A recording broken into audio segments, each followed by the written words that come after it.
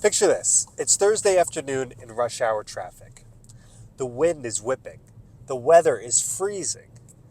You stop off at a gas station and fill up with premium fuel. Then disaster strikes. One warning light appears on the dashboard. ESC disabled. Great, so I have no stability control on these icy roads. Then, tire pressure monitoring system fails. Okay, who cares about that? Then immediately another error light comes on. Front collision monitoring fails. Then rear monitoring collision fails. Then the anti-roll on my stick shift car is disabled. What is happening? What did I do to my car? Why do I have 5 warnings now appearing on the dashboard? This is what happened to me last week, 32 miles from home. Why did it happen? And how did I resolve the issue? Stay tuned to find out.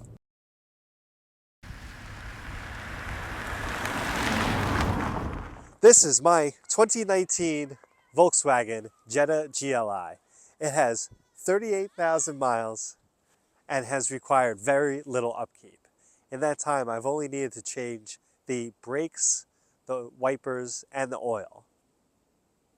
Volkswagens are very reliable cars until they're not. And then that one small issue, it can mean a slow descent into repair debt. Luckily, that was not the case for me because my issue was the most common failure cars have during the winter's worst weather. It's the same reason your child's toys look lethargic and your fire alarms beep at 2 a.m. A failing battery that only has enough juice to start, but not enough to perform. Modern cars have so many electrical components, and all cars, minus the Cybertruck, still operate on a 12-volt architecture. That means that the most you'll ever get out of your battery is 5 years. Being frugal has its downfalls, and for me, I hate to replace anything until it's completely devoid of energy.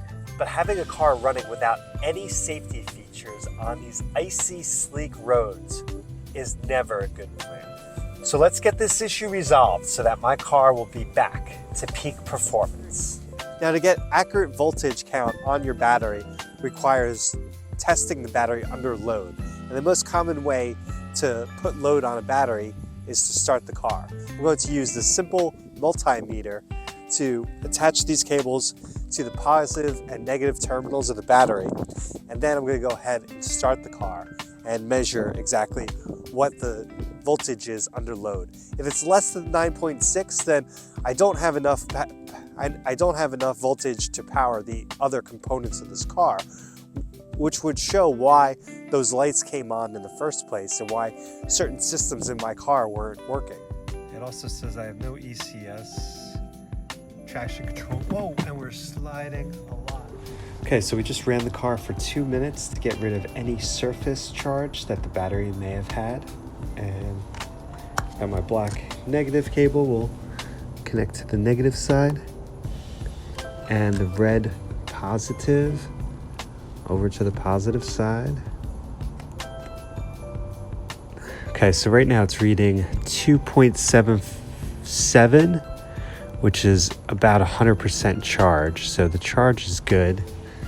That doesn't necessarily mean that we have a good battery. So next we're gonna test the cold cranking amps. So we're gonna start the car while this is connected. This will basically represent a load test. When I start the car, this number is gonna change a little bit and adjust. So we're gonna wanna make sure that the number doesn't drop below 9.6.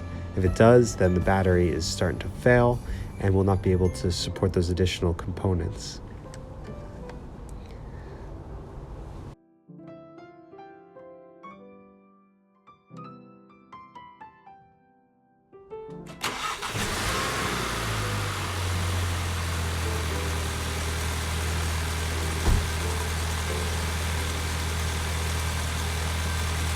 So as you saw when it started, the number dropped below 10 volts. It's about 9.5 volts. So that means that the battery is starting to fail. It's not necessarily a completely dead battery. A dead battery would be about less than 5 volts on a cold start, but this is still reason to believe that's why we saw all those additional lights come on the car, because the car required 9.6 to operate those additional features of the car, and we only had 9.5. Now that the car is started, you see that we're at 14.87 volts. So that's showing that the alternator is good. If you have anything between 13.8 and 14.8, you know that the alternator is good. So since we have our new battery, we're going to go ahead and get this battery switched out. We're going to put a new battery in so that we don't have to worry about that failure when we're commuting once again. Get ready, grab some gloves, get your safety goggles, because there's always a potential for battery acid or corrosion. Okay, and this is the new battery we're going to be installing. This is a Die-Hard Gold model, which means that it has a 4-year warranty, so it should last at least that long, or they'll replace it. It's got this nice little handle to carry it. It says that it was manufactured and charged on November of 2024. It's now January 2025, so pretty much brand new battery. Go ahead and test it.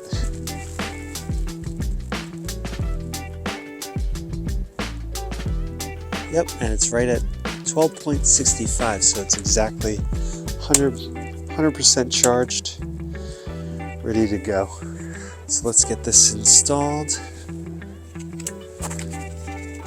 Take these covers off. Get it into the vehicle. You want to start by placing your car on a flat surface. Turn off the engine, pop the hood, and make sure that the parking brake is on. Find the battery. It's usually located towards the front of the engine bay. In my Volkswagen, it is in the front, directly in front of the driver. Disconnect the negative cable. Locate the negative terminal with the black cable and the negative sign. Use your wrench to loosen the cable and remove the nut. Disconnect the positive cable. Loosen the nut on the positive red terminal and remove the cable.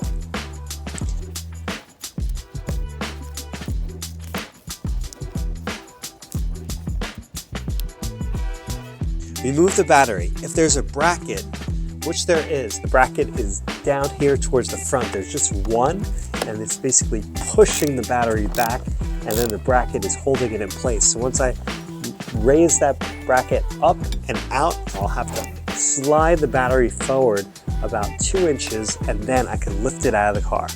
Watch out, it's a little heavy.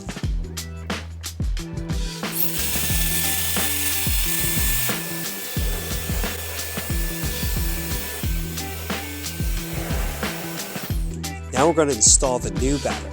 Place the new battery in the tray and then slide it forward so that we can insert the bracket. Okay, we're going to install it just like the previous one, with making sure that the negative lead is towards the back of the car and the positive lead is towards the front.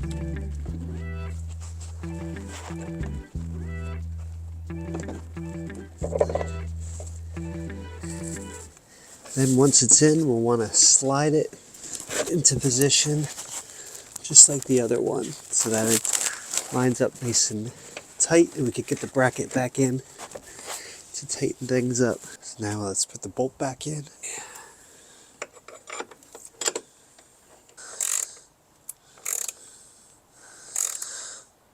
Not sure if there's a specific torque for this, but I'm just trying not to break it. So I won't go too hard with it. Definitely seems secure now. Now just for extra protection, we're going to add this battery installation kit, which will give us a silicone grease to put on the positive and negative leads. It will prevent corrosion and hopefully make for a longer lasting battery. So we're going to want to put the silicone grease on both sides of the pads.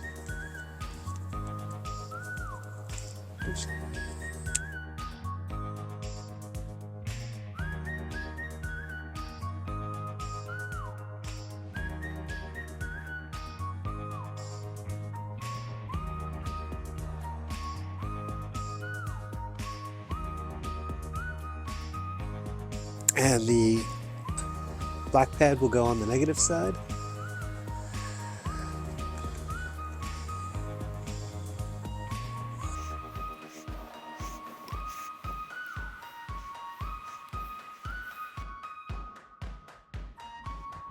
And the red side will go on the positive side. Also put some on the leads themselves.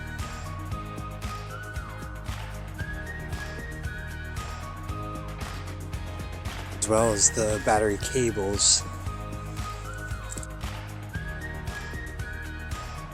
So the instructions say to put it on all the bolts and inside and outside the cables, as well as any exposed wire, which there's not too much exposed wire on these. Now these are in pretty good shape after 5 years, but we want to keep it that way.